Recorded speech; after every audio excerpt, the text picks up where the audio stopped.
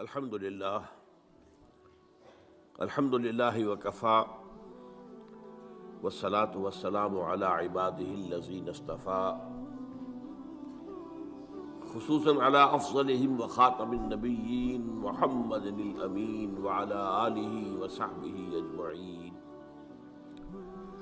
اما بعد فقد قال اللہ تبارک وتعالی کما ورد فی اول سورۃ البقرہ: اعوذ باللہ من الشیطان الرجیم، بسم اللہ الرحمن الرحیم. الف لام میم ذالک الکتاب لا ریب فیہ ھدی للمتقین الذین یؤمنون بالغیب ویقیمون الصلاۃ ومما رزقناہم ینفقون والذین یؤمنون بما انزل الیک وما انزل من قبلک وبالآخرۃ ہم یوقنون اولئک علی ھدی من ربہم واولئک هم المفلحون. وقال عز وجل كما ورد في نفس السورة: ليس البر أن تولوا وجوهكم قبل المشرق والمغرب ولكن البر من آمن بالله واليوم الآخر والملائكة والكتاب والنبيين. وقال جل وعلا كما ورد في آخر نفس السورة: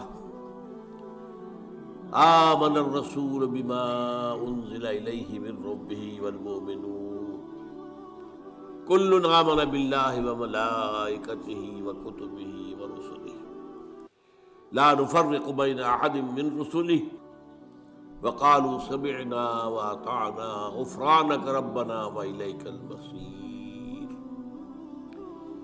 وقال عز وجل كما ورد في القرآن في سورة التغابن: فآمنوا بالله ورسوله والنور الذي أنزلنا والله بما تعملون خبير. يوم يجمعكم ليوم الجمع ذلك يوم التغابن ومن يؤمن بالله ويعمل صالحا يكفر عنه سيئاته ويدخله جنات تجري من تحتها الأنهار خالدين فيها أبدا ذلك الفوز العظيم. والذين كفروا وكذبوا بآياتنا أولئك أصحاب النار خالدين فيها وبئس المصير. صدق الله العظيم.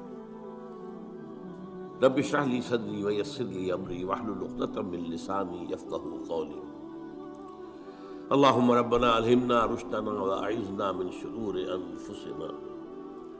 اللهم أرنا الحق حقا وارزقنا اتباعه وأرنا الباطل باطلا وارزقنا اجتنابه. اللهم صل على عبدك ونبيك ورسولك وحبيبك وخليلك محمد وبارك وسلم وبارك على جميع الأنبياء والمرسلين وعلى ملائكتك المقربين وعلى عبادك الصالحين وعلينا معهم يا أرحم الراحمين. معزز حاضرین اور محترم خواتین، آج ہم اللہ کا نام لے کر 4 خطبات سیرت کا سلسلہ شروع کر رہے ہیں. آپ دعا کریں کہ اللہ تعالی حالات کو سازگار بنائے رکھے، میری طبیعت بھی اس قابل رہے کہ میں اس پروگرام کو پورا کر سکوں. طبیعت میری ٹھیک نہیں ہے، آپ کو میری آواز سے بھی اندازہ ہو رہا ہوگا. تاہم جیسا بھی کچھ ہے، اللہ تعالیٰ جو ہے اس میں اس کام کو جاری رکھنے کی توفیق دیا رکھے، تو یہ اسی کا فضل و کرم ہے. یہ جو پہلا خطبہ ہمارا ہے سیرت کے بارے میں، اس کا عنوان ہے فلسفہ دین میں نبوت و رسالت کا مقام. یہاں لفظ فلسفہ قابل غور ہے. کیا فلسفے کا دین کے ساتھ کوئی تعلق ہے؟ عام طور پر یہ لفظ دین کے حوالے سے استعمال نہیں ہوتا. ہم حکمت قرآن، حکمت دین یہ استعمال کرتے ہیں، اور یہی قرآن کی اصطلاح بھی ہے. فلسفہ قرآن کی اصطلاح نہیں ہے، حدیث کی اصطلاح نہیں. ان دونوں میں جو فرق ہے وہ نوٹ کر لیجئے. فلسفہ خالص منطق کی بنیاد پر آگے چلتا ہے، جہاں کوئی چیز منطقی طور پر ثابت نہ ہو وہاں فلسفہ رک جائے، آگے نہیں بڑھے گا۔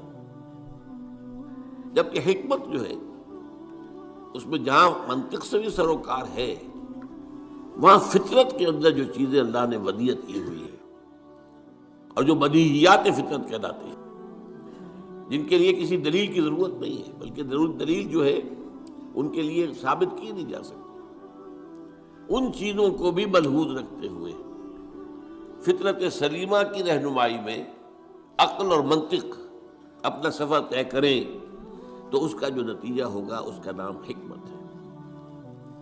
قرآن مجید میں حکیم انسان کی ایک بڑی مثال دی گئی ہے حضرت لقمان کی صورت میں، وَلَقَدْ آتَيْنَا لُقْمَانَ الْحِكْمَةَ أَنِ اشْكُرْ لِلَّهِ۔ ہمارا جو منتخب نصاب ہے اعلیٰ قرآن حکیم کا، اس کا تیسرا درس اسی پر مشتمل ہے، سورہ لقمان کا دوسرا رکوع۔ البتہ ایک بات جان لیجئے کہ فلسفے کی بہت سی شاخیں ہیں۔ منطق خود ایک فن ہے اگرچہ، لیکن وہ فلسفے کی شاخ شمار ہوتا ہے۔ ایک زمانے میں نفسیات بھی فلسفے کی شاخ تھی، یہ سب فلسفے کی، لیکن اب جو ہے فلسفے کے لیے علیحدہ علیحدہ نام اس کی مختلف شاخوں کے لیے ہے۔ ایک کا نام ہے میٹا فزکس۔ میٹا فزکس جو ہے اس کا براہ راست تعلق جو ہے دین کے ساتھ ہے۔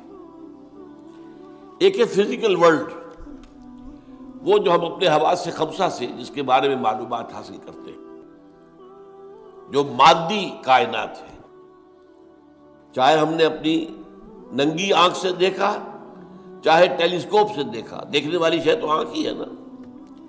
ٹیلیسکوپ تو کچھ نہیں دیکھتی، دیکھتی تو آنکھ ہے۔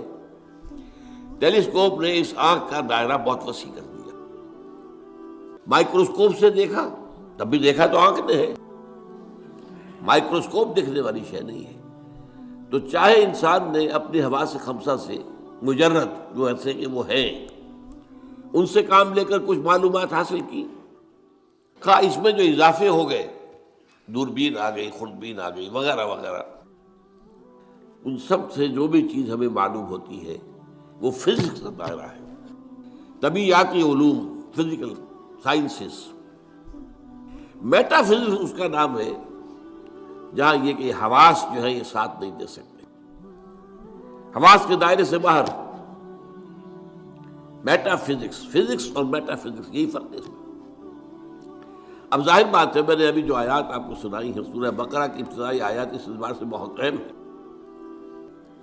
الف لام میم ذالک الکتاب لا ریب فیہ ھدی للمتقین الذین یؤمنون بالغیب۔ قرآن مجید سے استفادے کی شرط اول ہے غیب پر ایمان۔ غیب وہی چیز ہے جو آپ کے حواس کے ذریعے سے آپ کی گرفت میں نہیں آتی، آپ کے علم میں نہیں آتی۔ اب ظاہر بات ہے ذات باری تعالیٰ ہے، ظاہر ہمارے دائرہ حواس سے بلکہ عقل سے، وہم سے، خیال سے سب سے ماورا، وراء الورا ثم وراء الورا۔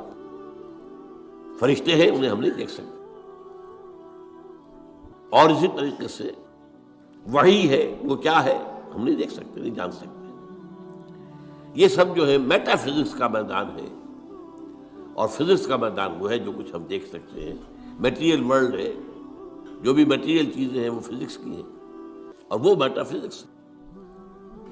تو قرآن کا جو میٹا فزکس ہے، اب ظاہر بات ہے کہ جب سائنس بہت آگے بڑھ گئی ہے، فزیکل سائنسز، تو ضرورت اس امر کی تھی اور اب بھی ہے کہ قرآن کے میٹا فزکس کے ساتھ جدید فزکس سے حاصل شدہ معلومات کو جوڑا جائے، دیکھا جائے۔ یہاں پہ تضاد تو نہیں ہو سکتا، ناممکن ہے۔ اور بہترین بات ہے جو ڈاکٹر رفیع الدین مرحوم نے لکھی، قرآن is the word of God and this universe is the work of God۔ کس نے بنایا اس کو؟ یہاں کے قانون طبیعی جو بھی ہے، فزیکل لاز، کس نے بنایا ہے؟ یہ ساری کائنات کس نے بنائی ہے؟ کون اس کو چلا رہا ہے؟ یدبر الامر من السماء الى الارض، کون؟ اللہ۔ تو word of God Quran, work of God کائنات، ان دونوں میں کوئی تضاد تو ممکن نہیں ہے۔ عام انسان کے بھی قول و فعل میں تضاد ہو تو ہم اسے سمجھنا بڑی گھٹیا بات ہے. آپ کا قول یہ ہے، آپ کا عمل یہ ہے. اللہ کے قول اور عمل کے اندر تضاد کیسے ہو سکتا ہے؟ یہ ضرور ہوا ہے کہ قرآن مجید تو آج سے 1400 برس پہلے جو ہے نازل ہوا ہے. اس وقت انسان کی جو مادی معلومات تھی وہ اتنی کم تھی کہ قرآن مجید میں فزیکل فینومینا کا جو تذکرہ ہوا ہے ان کو صحیح طور پر سمجھا نہیں جا سکتا تھا. اس لیے کہ ابھی ہماری معلومات اس کائنات مادی کے بارے میں بہت محدود تھی. لیکن جیسے جیسے جیسے جیسے سائنس آگے بڑھی ہے، قرآن نے پہلے کہہ دیا تھا سنریہم آیاتنا فی الآفاق وفی انفسہم حتی یتبین لہم انہ الحق.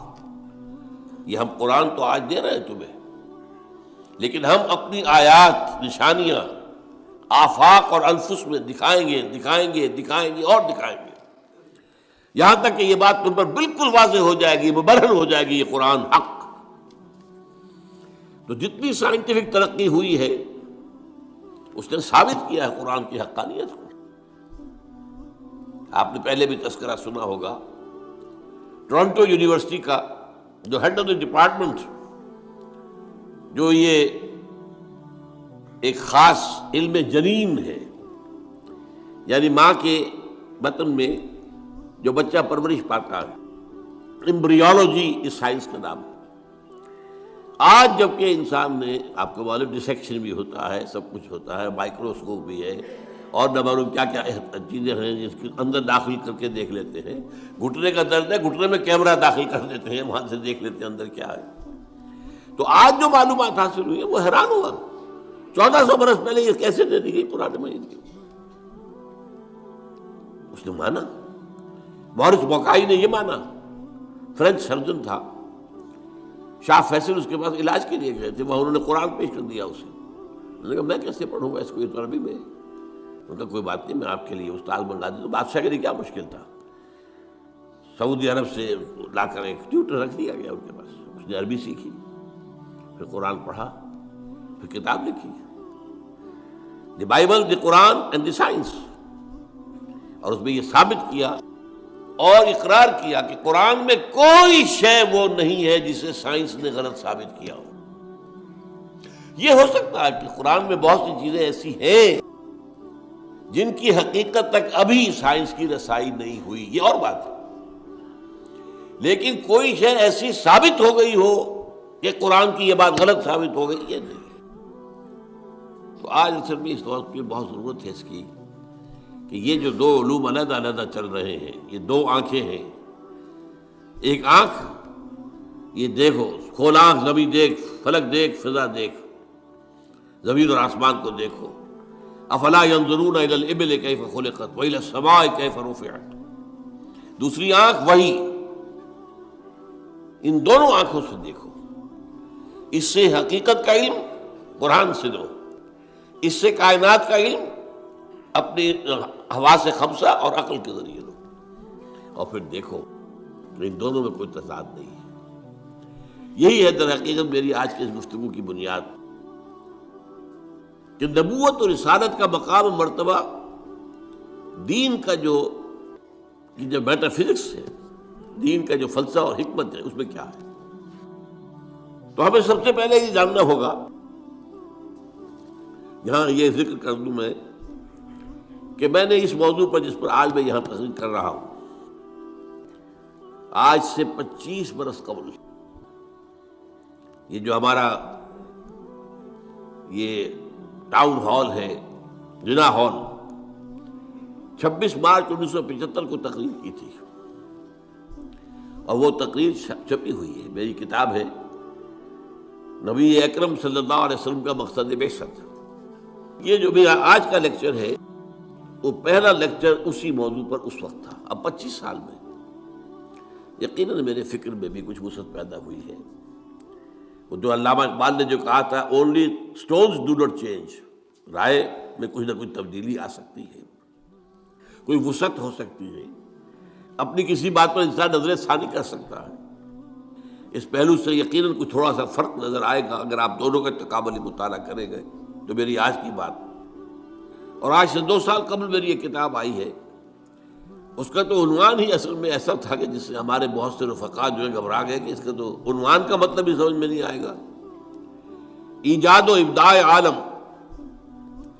ایجاد و ابداع عالم سے لے کر عالمی نظام خلافت تک، جب کائنات کا آغاز ہوا ہے اس وقت سے لے کر اور جو اختتام ہونا ہے اس دنیا کا خلافت علی منہاج النبوہ عالمی سطح پر، اس کے درمیان سارے لنکس جو ہیں وہ سائنس اور قرآن دونوں کے حوالے سے اور دونوں کو جوڑتے ہوئے میں نے اس کے اندر پیش کیے۔ تو جن حضرات کو بھی ان موضوعات سے دلچسپی ہو وہ میری وہ کتاب بھی پڑھیں، آج سے 25 سال پہلے کی، نبی اکرم صلی اللہ علیہ وسلم کا مقصد بعثت اور انقلاب نبوی کا اساسی منہاج۔ پھر یہ کہ یہ ایجاد و ابداع عالم کا بھی مطالعہ کریں، کوشش کریں، اور میرا جو ہے آج کا یہ لیکچر انشاءاللہ ان دونوں کی تسہیل کا ذریعہ بن جائے گا کہ بات آسان ہو جائے گی۔ دیکھیے قرآنک میٹا فزکس کیا ہے، ہم اس کو ایمان سے تعبیر کرتے ہیں۔ میں نے یہ چند آیات آپ کو سنائی، ایمانیات کیا کیا ہیں، اللہ پر ایمان، آخرت پر ایمان، یوم آخر پر ایمان، وحی پر ایمان، فرشتوں پر ایمان، کتابوں پر ایمان، رسولوں پر ایمان، حضور کی ختم نبوت و رسالت پر ایمان، قرآن کے آخری اللہ کا کلام ہونے اور اس کے محفوظ ہونے پر ایمان، بعث بعد الموت پر، جنت اور دوزخ پر، حساب کتاب پر، وزن اعمال پر ایمان۔ یہ تمام ایمانیات، یہ سب کیا ہے؟ یہ میٹا فزکس ہے، یہ ہمارے اس دائرہ حواس کے اندر آنے والی چیزیں نہیں ہیں۔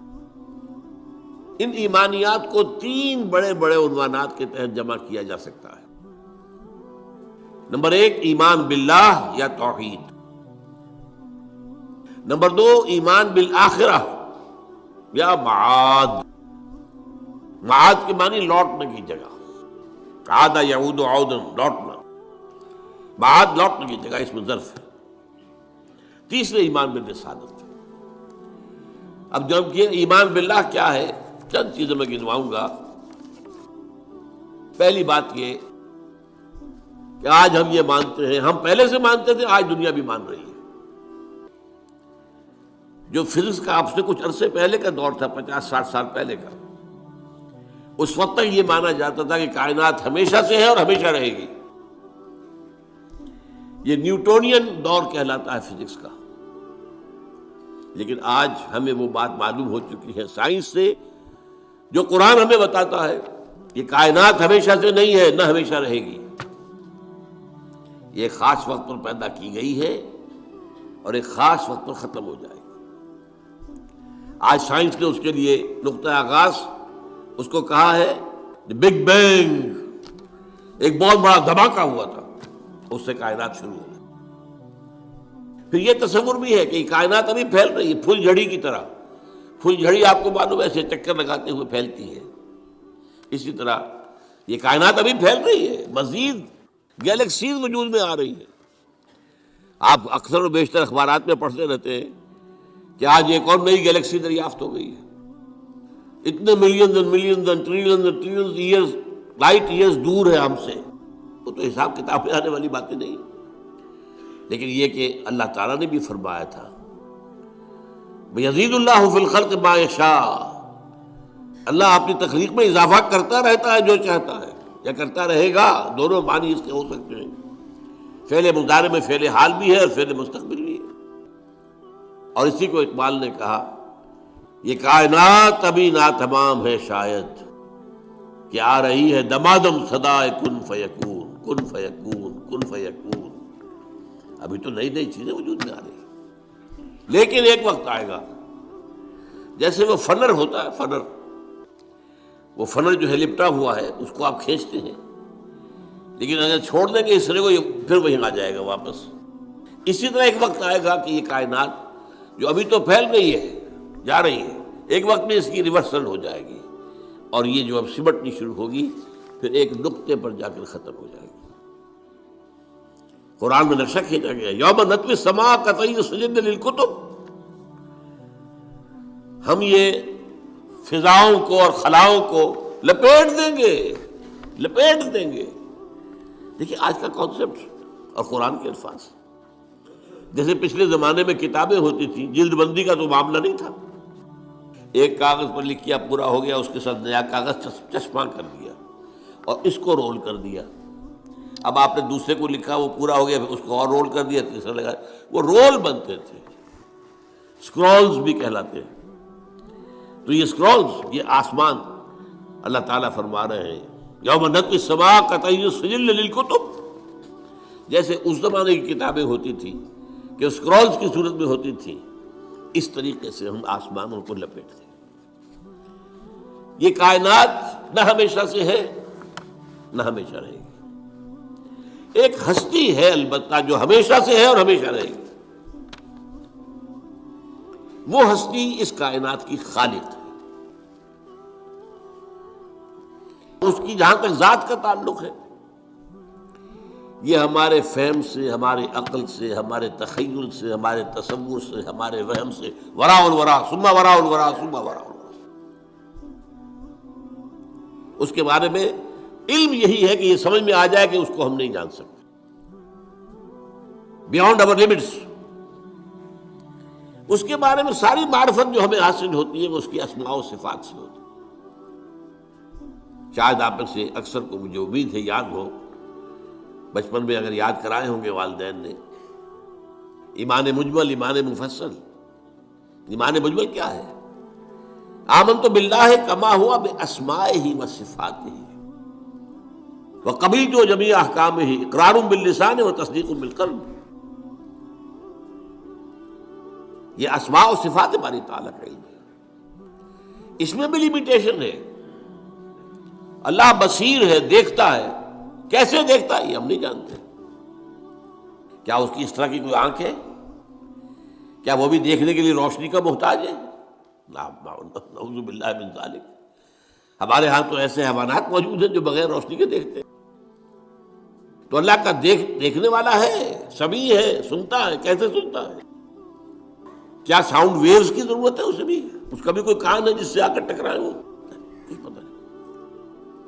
اسی طرح اس کا کوانٹیٹیو پہلو، اللہ ہر شے پر قدیر ہے، کتنا قادر ہے ہم کیا تصور کریں گے؟ ہمارا تو تصور بڑا محدود ہے۔ یوں سمجھیے کہ ہمارے دماغ کی مثال اس سنار کی جو ترازو ہوتی ہے، تولے ماشے یہی تو لیں گے نا، اس پر ٹنوں تو نہیں تول سکتا، سریا لا کر آپ اس پر تولنا چاہیں۔ تو اللہ تعالیٰ کی اسماء و صفات کا بھی وہ کتنا قدیر ہے، کتنا بصیر ہے، یہ تو ہم نہیں جانتے۔ لہذا معلوم ہوا کہ اللہ تعالیٰ کی بات کے بارے میں ہماری معلومات بہت محدود ہے۔ بس یہ ہے، ایک بڑا پیارا شعر ہے، دور بینان بارگاہ الست جز پہ این برداند کہ ہست ہست۔ یہ بارگاہ الست جو ہے، یہ جو ہم عہد کر کے آئے تھے اللہ سے، الست بربکم قالوا بلی،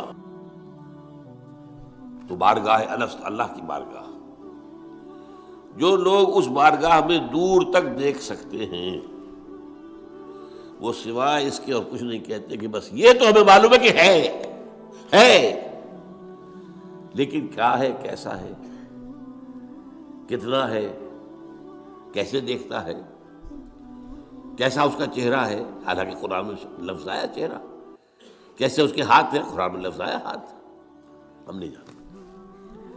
دور بینان بارگاہ الست جز پہ این برداند کہ ہست۔ اس کی میں مثال دیا کرتا ہوں۔ دیکھیں کوئی دیوار ہے، بہت بڑی فصیل ہے، اب آپ دیکھ رہے ہیں اسے تو آپ کو اندازہ ہو گیا کہ ہوگی اتنی کوئی 100 فٹ اونچی ہوگی، چلیے جہاں تک نظر آ رہی ہے اتنی لمبائی ہے، اس کے اوپر کوئی رنگ وغیرہ ہے وہ بھی نظر آ گیا۔ کوئی اندھا شخص ہے وہ کیا کرے گا؟ وہ جا کے دیکھے گا، ٹٹورے گا، ہے بھائی فصیل تو ہے، کتنی اونچی ہے اسے کیا پتا، وہ تو نہیں دیکھ سکتا۔ یہ وہ ہے کہ دور بینان بارگاہ الست جس پہ این برداند کی ہست ہے ضرور۔ یہ جو اللہ ہے جس نے اس کائنات کو پیدا کیا، سارے نام اچھے نام اسی کے ہیں،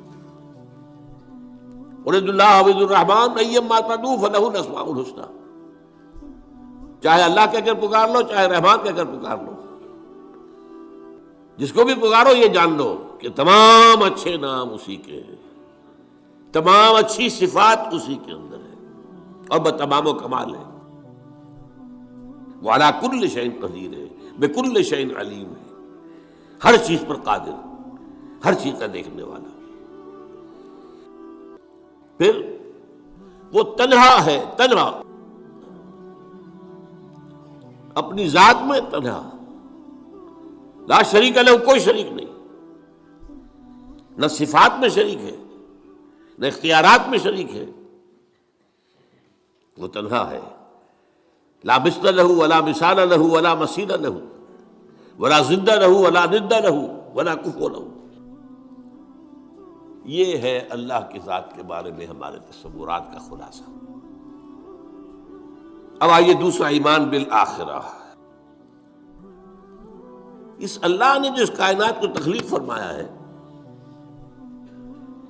اس میں اس کی تخلیق کا کلائمیکس انسان ہے۔ اس کی میں تفصیل ذرا بعد میں بیان کروں گا، ابھی یہ مضمون ختم ہو جائے۔ تخلیق کا کلائمیکس انسان،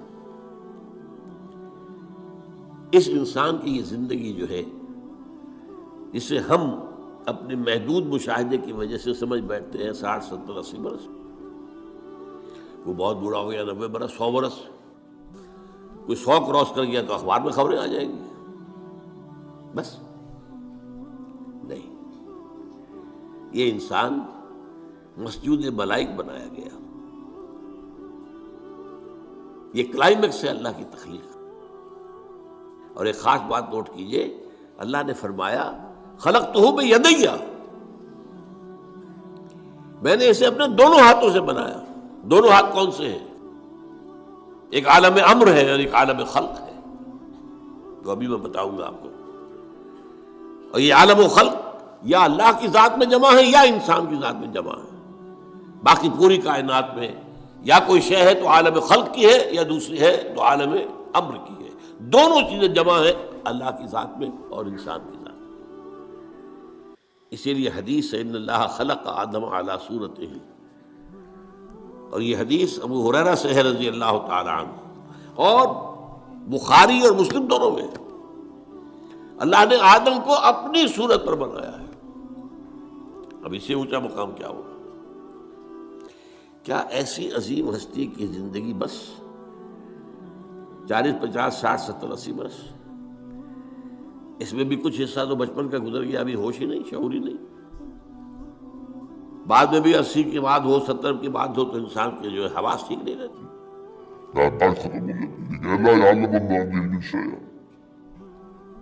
علم ختم ہو جاتا ہے۔ نہیں، قرآن کیا بتاتا ہے؟ یہ بات وہ ہے جو افسوس ہے، صد افسوس، کہ آج بالکل ذہنوں سے خارج ہے۔ انسان کی زندگی بہت طویل ہے، بہت طویل ہے، بہت طویل ہے۔ علامہ اقبال جو کہتے ہیں، تو اسے پیمانہ امروز و فردا سے نہ ناپ، جاویداں پہ ہم دماں ہر دم جمع ہے زندگی۔ کیا یہ ایسے ہی بڑھ ہانک دی ہے انہوں نے؟ نہیں، یہ قرآن کا مطالعہ ہے۔ 5 زندگیاں ہیں انسان کی، جن میں سے 2 ان میں سے ڈورمنٹ ہے، سوتے ہوئے گزری ہے، اور 3 ایکٹیو ہے۔ سب سے پہلے انسان کو عالم ارواح میں پیدا کیا گیا، صرف روحیں تھی، جسم نہیں تھا، اور یہی عالم امر ہے اصل میں۔ روح، یسألونک عن الروح قل الروح من امر ربی، یہ آپ سے روح کے بارے میں پوچھتے ہیں، فرما دیجئے یہ روح میرے رب کا امر ہے، امر۔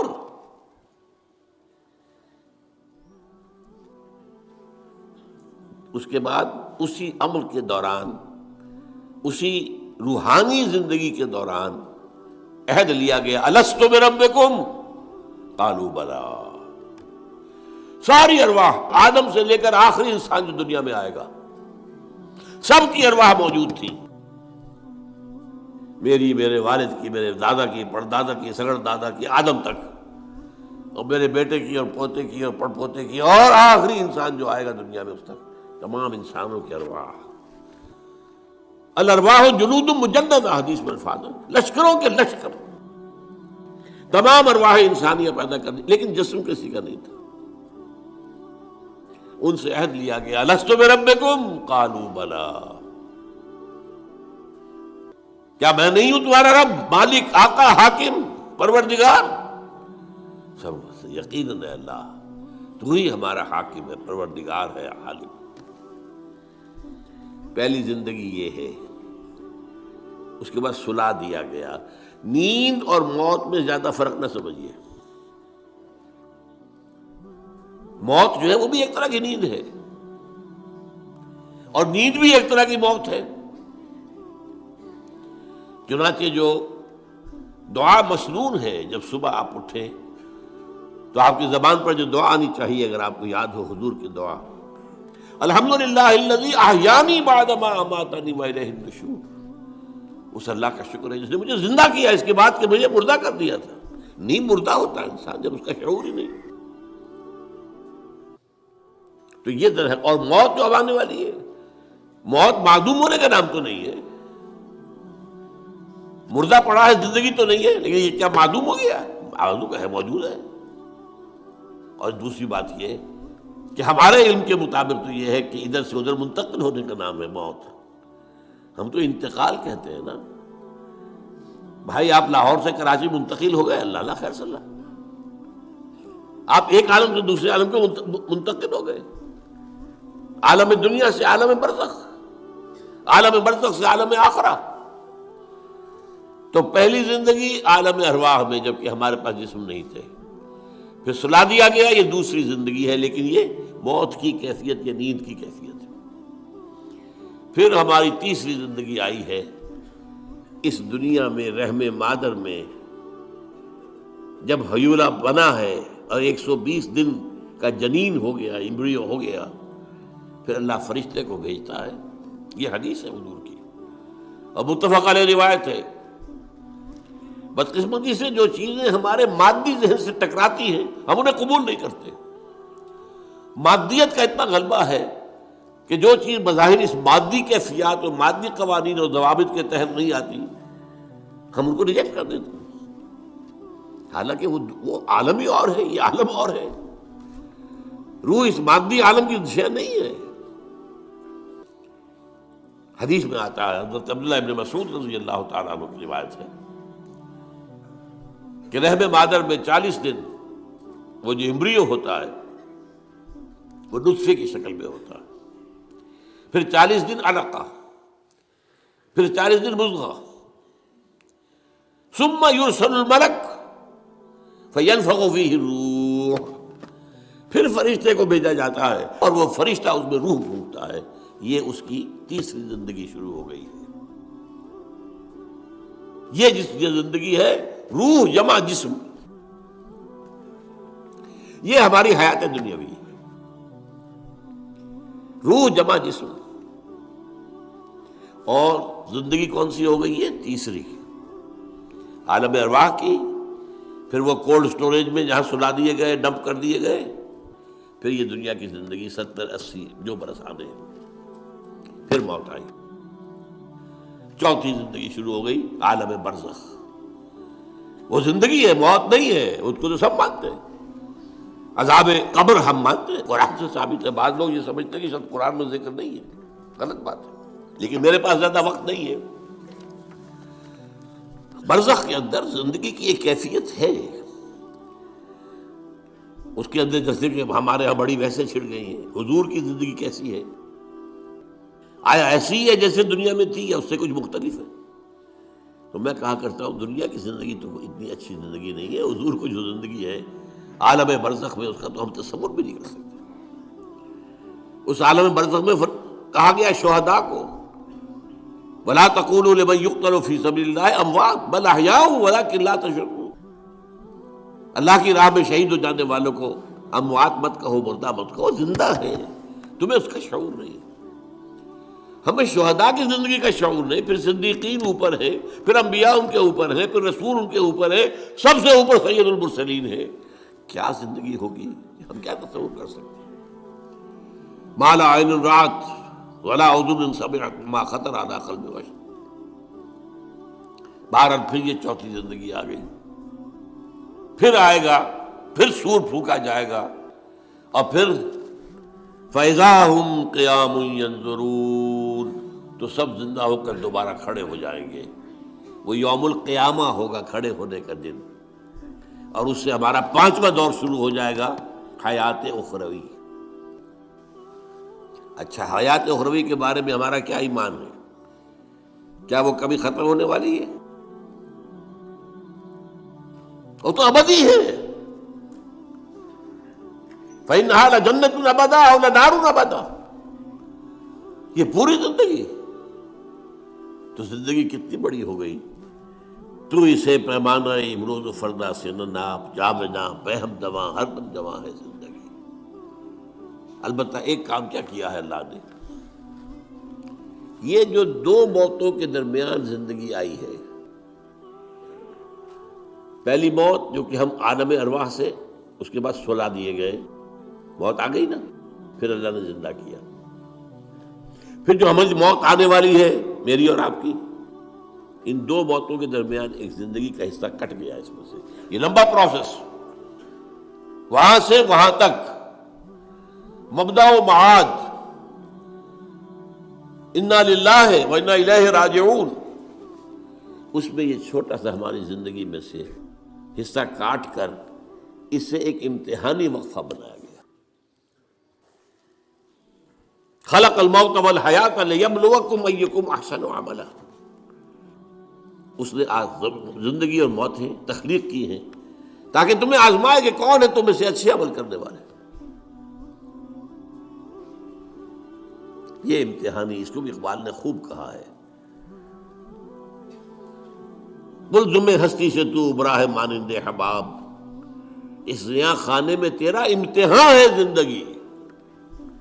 اب امتحان 3 گھنٹے کا بھی ہوتا ہے تو وہ 30 سال کا بھی ہو سکتا ہے۔ یہ تو ایک کوانٹیٹیٹیو ایلیمنٹ ہوا، امتحان ہے، ٹیسٹنگ از ٹیسٹنگ۔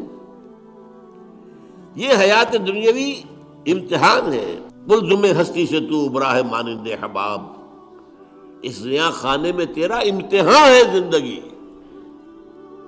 اس کے بعد جب ہمیں دوبارہ اٹھا دیا جائے گا، حساب کتاب ہوگا، اعمال کا جزا و سزا کے فیصلے ہوں گے، اور پھر یہ جنت اور یہ دوزخ۔ وَإِنَّهَا لَجَنَّةٌ أَبَدًا أَوْ لَنَارٌ أَبَدًا۔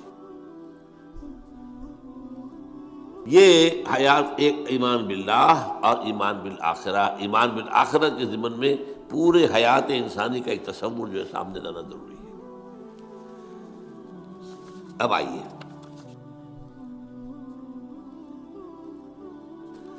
میں نے کہا تھا تخلیق کے بارے میں کچھ باتیں آپ کو بتاؤں گا۔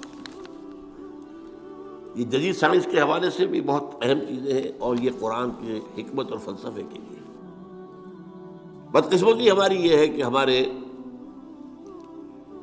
جو فلسفی مسلمان ہوئے، ابن سینا ہو، فارابی ہو، کندی ہو، جو متکلمین ہوئے جنہوں نے عقل سے کام لے کر قرآن کی تفسیریں کی ہیں،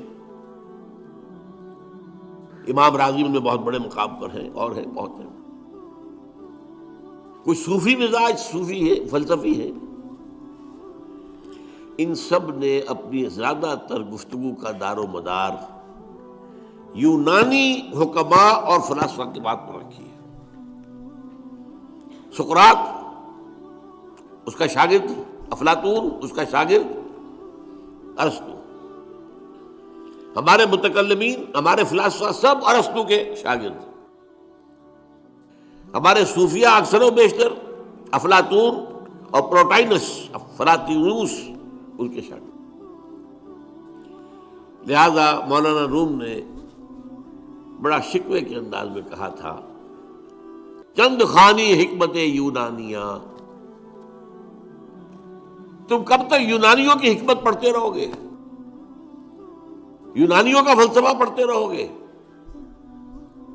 یونانیوں کی میٹا فزکس، یونانیوں کی منطق؟ چند خوانی حکمت یونانیہ، حکمت قرآنیہ راہم بخواں، کبھی ذرا قرآن مجید میں جو حکمت دی گئی ہے، جو فلسفہ دیا گیا ہے، جو حقائق بیان کیے گئے، کبھی ان پر توجہ کرو۔ اللہ تعالیٰ توفیق دے۔ میری دلی آرزو ہوگی کہ آپ میں سے جو ذہین لوگ ہیں، ظاہر بات ہے کہ یہ میدان ہر شخص کا نہیں ہے،